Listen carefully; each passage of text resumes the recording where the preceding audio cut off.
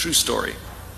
There was a former Undersecretary of Defense who was invited to give a speech at a large conference, about 1,000 people. And he was standing on the stage with his cup of coffee in a styrofoam cup. And he took a sip of his coffee and he smiled and he looked down at the coffee. And then he went off script. And he said, you know, last year I spoke at this exact same conference. Last year I was still the Undersecretary. And when I spoke here last year, they flew me here business class. And when I arrived at the airport, there was somebody waiting for me to take me to my hotel. And they took me to my hotel and they had already checked me in and they just took me up to my room.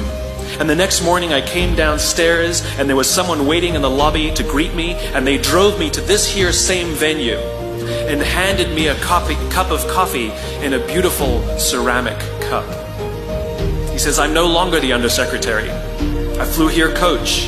I took a taxi to my hotel and I checked myself in. When I came down the lobby this morning, I took another taxi to this venue. And when I asked someone, do you have any coffee? He pointed to the coffee machine in the corner and I poured myself a cup of coffee into this here styrofoam cup. He says the lesson is, the ceramic cup was never meant for me. It was meant for the position I held.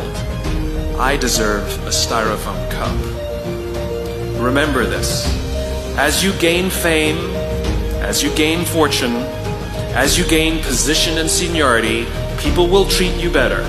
They will hold doors open for you. They will get you a cup of tea and coffee without you even asking. None of that stuff is meant for you. That stuff is meant for the position you hold.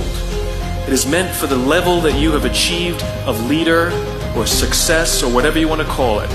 But you will always deserve a styrofoam cup.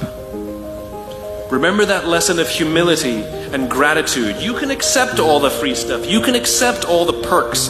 Absolutely, you can enjoy them. But just be grateful for them and know that they're not for you.